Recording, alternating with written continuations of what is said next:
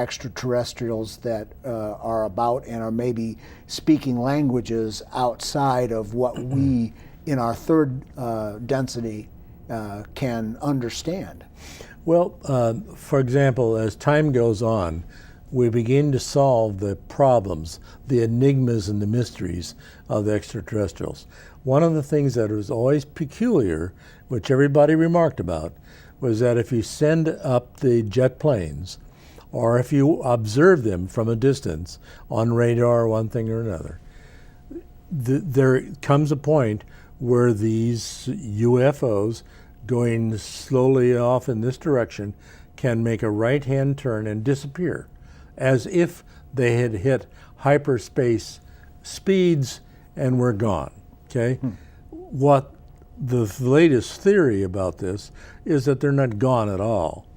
They have learned to mess around with mind control so that while you're watching them, they'll say, oh, look at there, Keith down there is trying to track us with his latest little device, and shut off that part of your mind which is observing this, and then just continue on.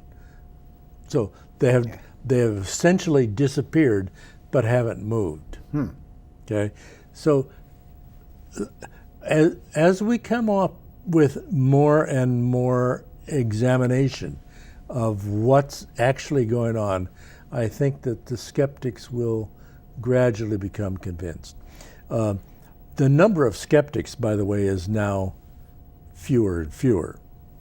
At least a majority believes that there are extraterrestrials and that someday in the future we'll see them and observe them and maybe learn to play baseball with them. Well, I may have made us digress a little bit, but if you want to continue on here, we've got a few more minutes before this segment will be. Well, there are some great extraterrestrials, for example. Another one of them, I mentioned the Pleiadians, another one of the people from the star systems, Sirius. And you can look this up on Wikipedia or whatever you want to see it, Sirius.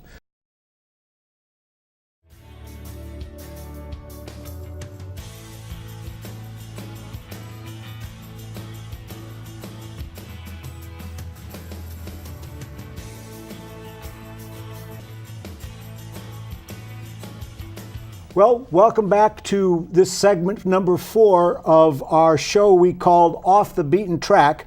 I'm Keith Dennis, and I'm here with producer HAL MEIER, and we've been presenting ideas, and our particular subject for today has been, so where is heaven after all? So again, if we'll kind of get us back to speed. All right, Keith, thank you. We were talking about the relationship between the densities of reality and the different beings that might inhabit those densities. We seem to have said, for example, that the third density represents humanity, and that beyond that there's a whole group, and we had learned to count 4th, 5th, 6th, 7th, 8th, and 9th actually from the people who seem to have some spiritual insight. After that, it falls away. They're apparently at some level of reality that they can no longer follow. Are these then, are the densities 10, 11, and 12, are they reserved for the deities, the plural Elohim in Genesis?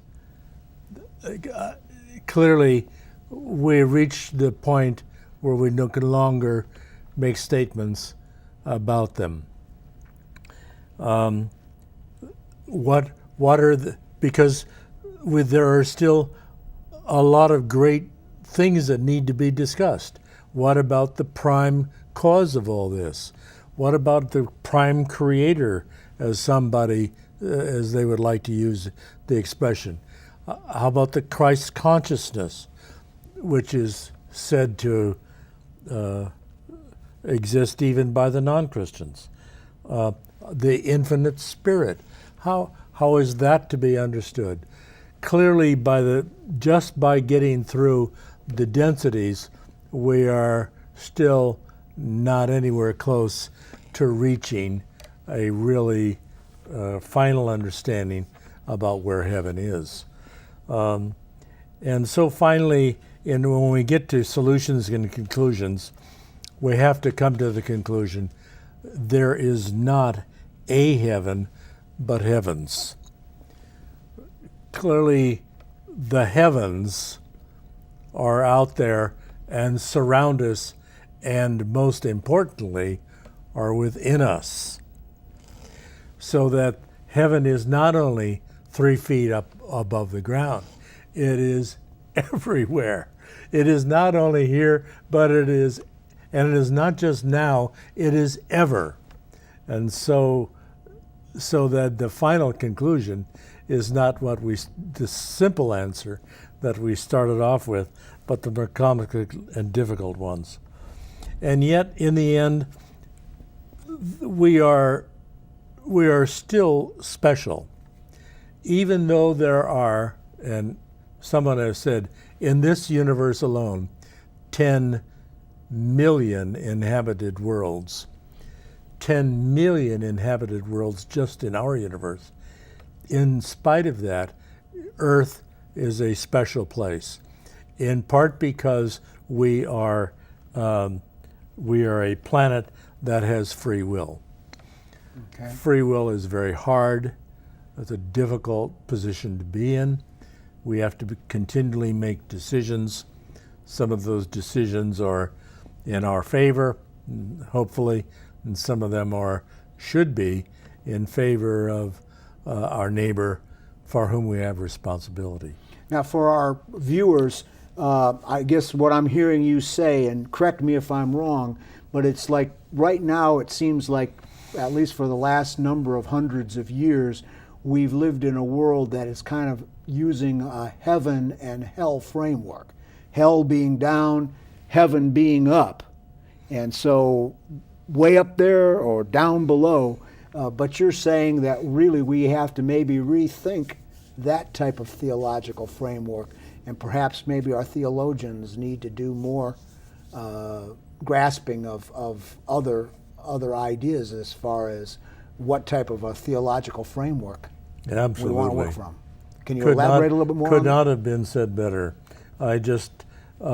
I'm always perplexed, and I'm sad, to tell you the truth, that the people who have professional responsibilities in the area of religion are not more active and involved in trying to sort out these kinds of issues. They have, I understand sort of where they're coming from. The Protestants at least are coming from the position that, well, unless it's in scriptures, we can't talk about it. Well, okay. I think that kind of they have to get over that. That's an idea that comes from 500 years ago, but it doesn't have to be forever true. And so I'd like to see that solved here by professionals who ought to be paying attention to this.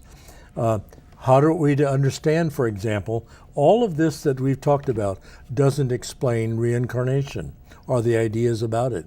It doesn't explain resurrection of the body. It doesn't explain ascension and the second coming. How is that to be understood also in a framework in which heaven is a condition of consciousness and is everywhere around us? We have one of my favorite writers, for example, is a guy by the name of Rudolf Steiner.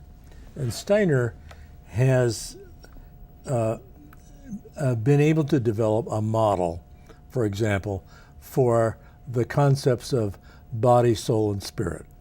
We seem to accept these easily enough into our religion, but really have not really concluded what they represent. Neither does this explain it. but I'm quite sure that there are ways to explain it, and when we do, we will make one more step forward to deciding where heaven is and what it is. And I believe that, do I have a few more minutes in which to do this? Sure. Body, for example, is obvious enough. And for example, if your body observes a flower and the flower makes an impression on the back of your retina and you see it, and so it is that you perceive by your sense organs that that you have a body. The soul is a different kind of an operation. The soul body looks out onto the world of flowers and says, I really like that flower. I love that flower. I'm really in favor of it. I'm going to take that into my memory, and it is going to live there, and I'll be able to recall the memory whenever I want. That is part of a soul operation, and that memory can live through into the afterlife, into, guess what? Into whatever heaven out there is prepared to receive it. Whatever mansion you end up in, you can probably recall that flower. The spirit is a different dimension, and the spirit doesn't depend on what you think about it. The spirit says 2 + 2 is 4. It's always 4. I don't care whether you think it's 4 or not. It still is true. And so the spirit has a level of certainty and interest which does not depend on man's interaction. Well, now, how do those three different ideas, how do they relate to each other and to these densities where we are going to be living in the future? Well, that's very interesting that you shared that with us. Again, we've got a couple more minutes left. If you just want to kind of give us a summary or basically for our audience that they can get a little bit of recap of what we've done in this section. Well, we've concluded finally in the end that while heaven, we said, was just 3 feet above the ground, it turns out heaven then is really not a place at all.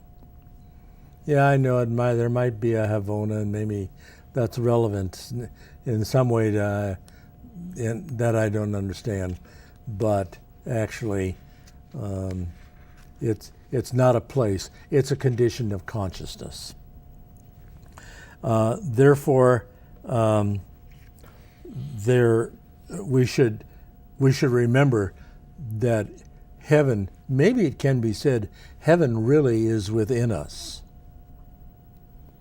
There's a number of theologians today that are saying that this may be the direction that we need to be thinking in our new framework of theology, that God lives in us, especially if we're wanting to call ourselves incarnational, that we believe in the incarnation, that God is abiding within us. Yeah. After all, if heaven is eternal, and if the afterlife puts us into eternity, that eternity must have started earlier, now, here within. So in that sense, too, we have got to begin to rethink what it is that we have done. Well, Hal, we're about out of time here. Again, I want to wish all of you well as we end this section.